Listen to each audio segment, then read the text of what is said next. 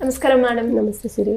Rich అవ్వాలని అందరికీ ఉంటుంది. దానికి ముందుగా రిచ్ మైండ్ సెట్ కూడా ఉండాలి అని చెప్తూ ఉంటారు. దాంతోపాటు ఆ మనీ యొక్క ఫ్రీక్వెన్సీతో మన ఫ్రీక్వెన్సీ కూడా మ్యాచ్ అవుతూ, దాంతోపాటు ఆ వైబ్రేషన్ని కూడా కంటిన్యూస్గా మెయింటైన్ చేయాలి అని చెప్తూ ఉంటారు.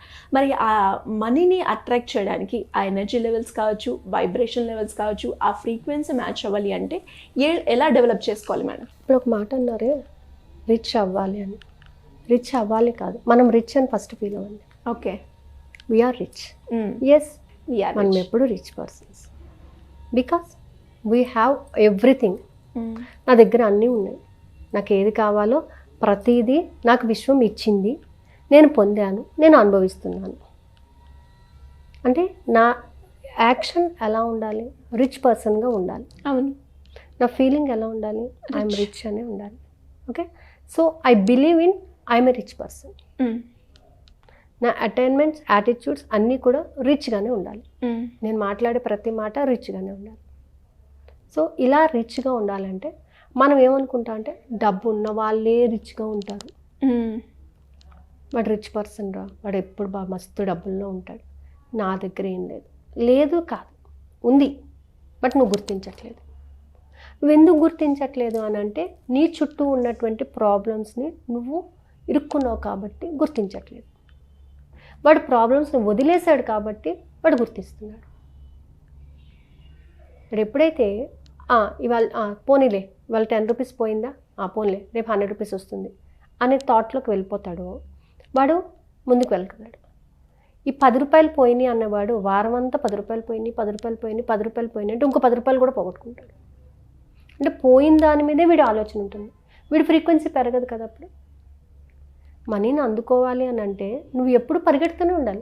ఎప్పుడు కూడా దాని ఫ్రీక్వెన్సీని రీచ్ అవ్వడానికి నువ్వు ధైర్యంగా ఉండాలి, నెగిటివ్ థాట్ ఉండవద్దు, ఎనర్జీని కలిగి ఉండాలి. బికాస్ ఎందుకంటే మన చుట్టూ ఉన్న ప్రతిదీ కూడా ఎనర్జీకి సంబంధించిందే. నువ్వు కోపంగా ఉన్నావు, కోపంగా ఉండటం వల్ల అంటే పోయిందే అని బాధలో ఉన్నావు. ఈ బాధ ఏం చేస్తుంది? నిన్ను నీ సెల్స్లో ఎనర్జీని కుసించుకోదు. పోన్లే 10 రూపాయలే కదా అన్నావు అనుకో, నువ్వు ఎలా లైట్గా తీసుకుంటున్నావు అది కూడా అలాగే లైట్గా తీసుకుంటావు. అదే నువ్వు 10 రూపాయలు పోయినాయి అన్నావు అనుకో, నీతో పాటు నీ సెల్స్ అన్నీ కూడా ఆ 10 రూపాయల మీదే ఫోకస్ పెడుతూ ఎనర్జీ ఇలా తగ్గుతుంది. మరి ఎప్పుడు ఫ్రీక్వెన్సీ పెరుగుతుంది? అవును, ఇలా వెళ్ళేదాన్ని నువ్వు ఇలా వెనక్కి లాగుతున్నావు. నీ ప్రాబ్లమ్స్ని వెనక్కి లాగుతున్నావు, ముందుకు వెళ్ళనివ్వట్లేదు దాన్ని. ఎంతసేపు దానికి నాకు ఈ ప్రాబ్లం ఉంది, ఈ ప్రాబ్లం ఉంది, ఈ ప్రాబ్లం ఉంది అని చెప్తూనే ఉన్నావు. ఆ ప్రాబ్లంనే దానికి తలకు రుద్దుతున్నావు. సో అది ఎప్పుడు ఫ్రీక్వెన్సీ పెంచుకోదు. సో ఆ ఫ్రీక్వెన్సీని పెంచుకోవాలంటే ఫస్ట్ లీవ్ ఎవ్రీథింగ్. ప్రజెంట్లో బతకడం నేర్చుకోవాలి. పాస్ట్లో జరిగిపోయింది. మనకి తెలుగులో సామెత చెప్తారు, మా తాతలు నేతులు తాగారు అది ఇది అని చెప్పేసి బోల్డ్ ఉండేది. అయిపోయింది అది. ఇప్పుడు నువ్వేం సంపాదిస్తున్నావు, నువ్వేం సంపాదించాలనుకుంటున్నావు, ఏం సంపాదిస్తే నువ్వు హ్యాపీగా ఉంటావు, ఫస్ట్ ఆ ఫీలింగ్ తెచ్చుకో. You are the king, you are the queen. నేను రాణిలా బతుకుతున్నాను. ఎస్, బతుకుతున్నాను, అంతే. బతుకుతున్నాను అనేటటువంటి థాట్ ప్రాసెస్ నీ ఫ్రీక్వెన్సీని పెంచుతుంది. ఇలా నెలంతా కష్టపడితేనండి ఒక 50,000 1 లక్ష రూపాయలు వస్తుందండి అంటే you are not satisfied with what you are getting also. ఇంకా వచ్చేదాన్ని నువ్వేమో యాక్సెప్ట్ చేస్తావు? చేయలేం కదా. నువ్వు వచ్చేదాన్ని యాక్సెప్ట్ చేయాలి, నువ్వు తీసుకోవాలి అని అంటే ఇప్పుడు ఉన్నదాన్ని, ప్రజెంట్ దాన్ని నువ్వు హ్యాపీగా చూసుకోవాలి కదా. మరి మనం అది కూడా చేయట్లేదు కదా. ఇప్పటి వరకు నా దగ్గర ఉన్న డబ్బుకి కృతజ్ఞత చెప్పట్లేదు, ఇకపై వస్తున్న డబ్బుకి కృతజ్ఞత చెప్పట్లేదు. మరి డబ్బు ఎలా వస్తుంది? ఫ్రీక్వెన్సీ ఎలా పెరుగుతుంది? నువ్వు పిలవగానే ఎలా వస్తారు? నీ దగ్గర ఒక ఫ్రెండ్ ఉన్నాడు, ఫ్రెండ్ విలువ నీకు తెలియనప్పుడు ఇంకొకటి నీకు ఫ్రెండ్ ఎలా అవుతాడు? Because you have not given the importance to the friendship or whatever you are having with you. అప్పుడు వచ్చే వాళ్ళకి దాన్ని నువ్వు ఎలా యాక్సెప్ట్ చేయగలుగుతావు? ప్రజెంట్ సిచ్యువేషన్ని యాక్సెప్టెన్స్ చేసినప్పుడు ఇన్ ఫ్యూచర్ మనకు వచ్చేదాన్ని మనం యాక్సెప్ట్ చేయడానికి రెడీగా ఉంటాం. కాబట్టి ఏంటంటే ఫ్రీక్వెన్సీ పెంచుకోవాలంటే ఎంతసేపు కూడా పాజిటివిటీ ఉండాలి, పాజిటివ్ అటైన్మెంట్ ఉండాలి.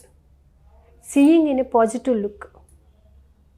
డబ్బు వస్తుందండి, ఖచ్చితంగా వస్తుందని కట్టేస్తానండి.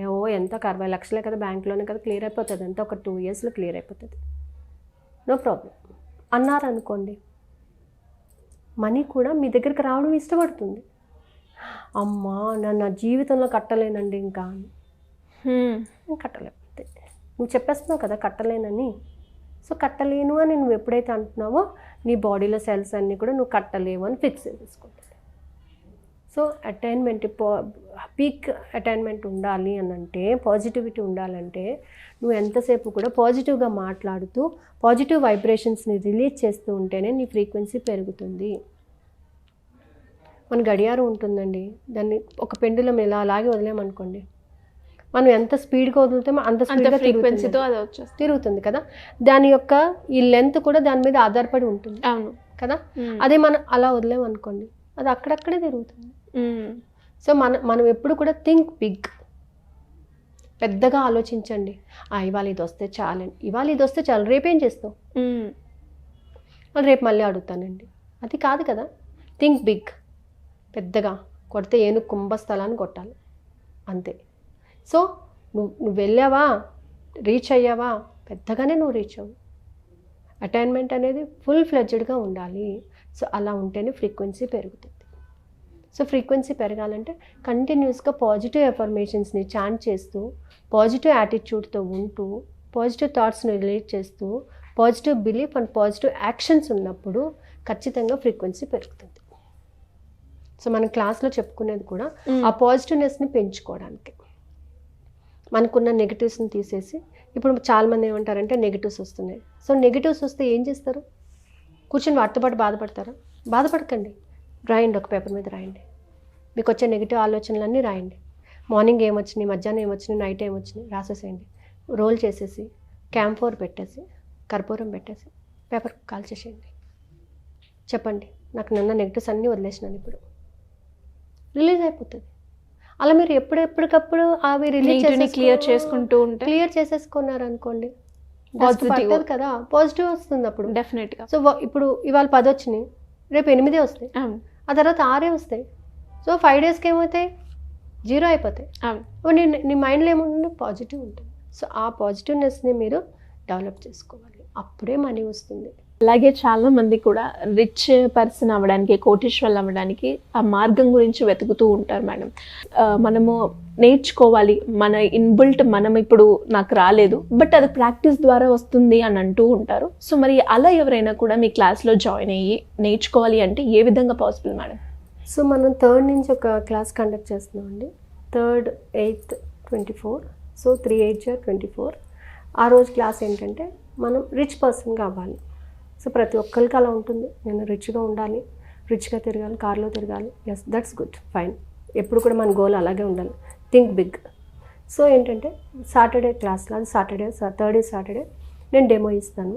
And 5th, 6th, 7th 3 days కూడా మనీ గురించి, నీకున్న నెగిటివ్ థాట్స్ అన్నిటిని తీసేయడానికి ఓన్లీ మనీ మెడిటేషన్ జరుగుతుంది. ఓకే, ఓన్లీ మనీకి సంబంధించిన ఎఫర్మేషన్స్, మనీకి సంబంధించినటువంటివి మాత్రమే మాట్లాడుకుంటూ 3 days మీకు మనీ గురించి ఉన్నటువంటి అభిప్రాయాలు నాకు చెప్తూ వాటిని రిమూవ్ చేసుకోవడం. 8th నుంచి మనీ గురించి మనము ఎలా ఆలోచిస్తే, మన ఫీలింగ్స్ కానివ్వండి, మన థాట్స్ కానివ్వండి, మన యొక్క యాటిట్యూడ్ కానివ్వండి, మన యాక్షన్స్ కానివ్వండి, సో ఏదైనా సరే మన వైబ్రేషన్స్ ఎలా ఉండాలి, మన ఫ్రీక్వెన్సీ ఎలా ఉండాలి, ఇలా ఒక్కొక్క రోజు చెప్పుకుంటూ మనం 42 days క్లాస్ కండక్ట్ చేస్తున్నామండి 3rd నుంచి. సో ఇది టైమింగ్స్ వచ్చేసి 8:30 to 9:15 వరకు ఉంటుంది, నైట్ అనమాట. ఓకే, ఎవ్రీడే ఉంటుంది except Sunday is a holiday. So ఈ క్లాస్ జాయిన్ అయిన వాళ్ళకి ఒక 7 days నేను మార్నింగ్ టైం క్లాస్ ఫ్రీ ఇస్తాను. ఓకే, బ్రహ్మముహూర్తం మెడిటేషన్ ఏదైతే ఉందో అది వీక్లో వన్స్ నేను బ్రహ్మముహూర్తం మెడిటేషన్ వాళ్ళకి ఫ్రీ ఇవ్వాలని అనుకుంటున్నాను. ఎందుకంటే వాళ్ళు కూడా ఆ టైం యొక్క ఎనర్జీని తీసుకోవాలి. అవును, అది. So this time starting the classes by 3rd. Okay, interest ఉన్న వాళ్ళు ఎలా అప్రోచ్? స్క్రోల్ అవుతుంది, కాల్ చేస్తే వాళ్ళు చెప్తారు information. Thank you madam, thank you so much.